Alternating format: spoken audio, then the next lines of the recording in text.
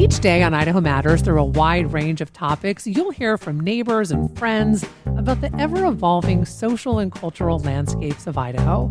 Listen to the Idaho Matters podcast at boisestatepublicradio.org today.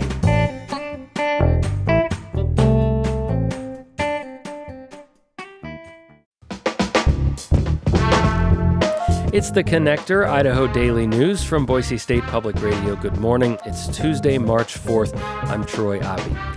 Albertsons will have a new CEO this coming spring. Lawmakers in the Idaho House ban candy and soda from the list of eligible foods that can be purchased with federal food benefits. And our George Prentice is back, and he's reporting this morning on a desire at the State House to explore a new way to get north and south in Idaho. We'll talk to George about what he's been up to as well. All that and more just ahead on The Connector from Boise State Public Radio News.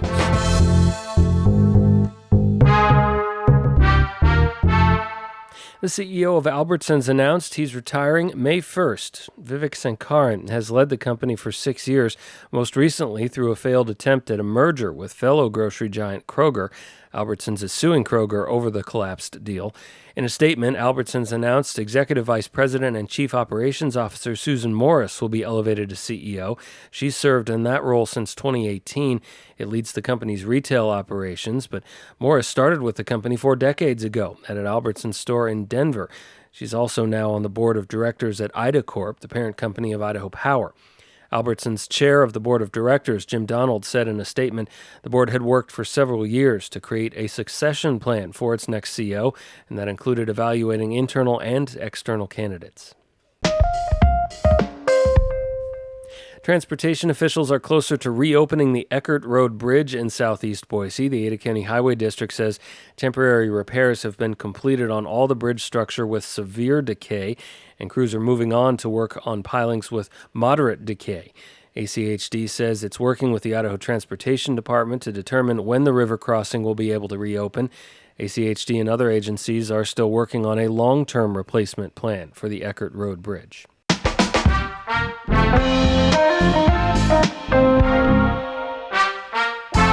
The Idaho House wants to ban candy and soda from a list of eligible foods that can be purchased with federal food benefits. James Dawson has more. House lawmakers passed the bill Monday with just a few votes to spare. House Democratic leader Alana Rebel says the proposal's definitions are too broad and could include healthy foods like protein bars. She says the bill could also create food deserts if groceries in small towns don't want to make these changes. If we put this incredibly vague and unadministrable definition in front of them, we will simply see grocery stores not accepting this and low-income families unable to get food at all. Republican Representative Jordan Redmond, who sponsors the bill, says that seems very unlikely. I don't think they're going to pass on a $113 billion budget because they're having the difficulty just figuring out which food should fall under there. State senators will take up the issue next. James Dawson, Boise State Public Radio News. A bill shifting oversight of emergency medical services in the state to Idaho's military division advanced to the Senate floor yesterday with a unanimous committee vote. Emergency medical services are run at the county level, but the state has an EMS advisory committee, a sustainability task force, and a physicians commission.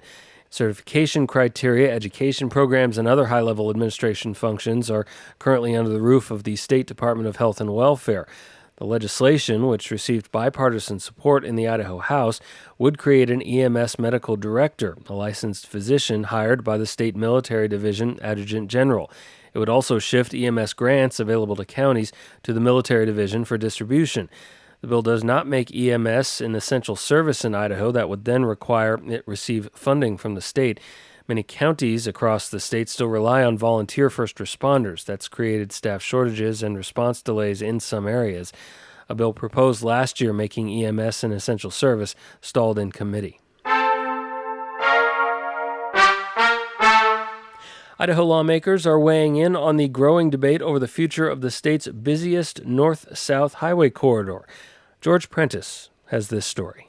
Mention Highway 55 to the thousands of drivers who every day navigate the winding road connecting the Treasure Valley to McCall and beyond, and you'll get plenty of reactions, many of them negative.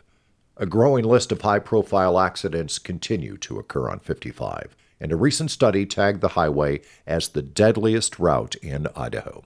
That's why GOP State Senator Lori Den Hartog is co-sponsoring a measure that would require the Idaho Transportation Department to take a hard look at the state's highway system, with particular emphasis on finding a safer bypass.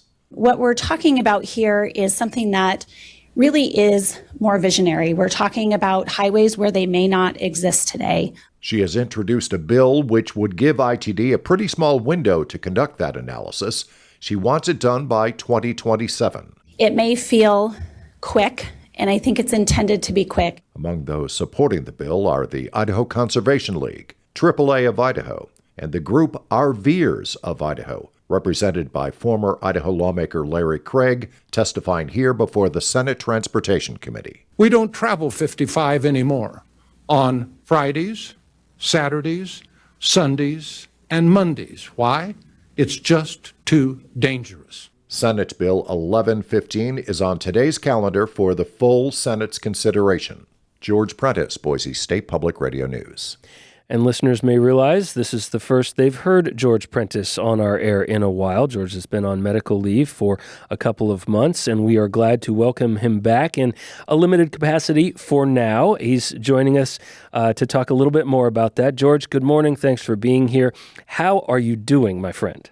Well, Troy, my friend, you are talking to the luckiest person in Idaho. I think if not for science and medical care and the support of my family and you, and each of our colleagues, I wouldn't be here. I don't mean to be too dramatic, but that's a fact. I underwent radical surgery in early January, something I did not expect, and then there were some pretty dramatic setbacks. I don't want to get too much detail there, but I am anxious to support you because you've done everything to support me for years. So I can't thank you enough. Well, and you're eager to get back to the work, I know, as well. We've talked a little bit about that, but what has you intrigued here over the next couple of weeks as you work your way back to hosting Morning Edition full-time? You know, I'm anxious to tell stories. I'm anxious to help people tell their stories, but Troy, you know me as well as anybody. I love unearthing things at the municipal level. I think there are way too many stories that are untold, or maybe, they're just quickly, swipe left, et cetera. There's just too many stories that we call kitchen table stories, right? The things that matter, keeping the lights on, putting food on the table, how we move, transportation, our environment, the air we breathe, those stories.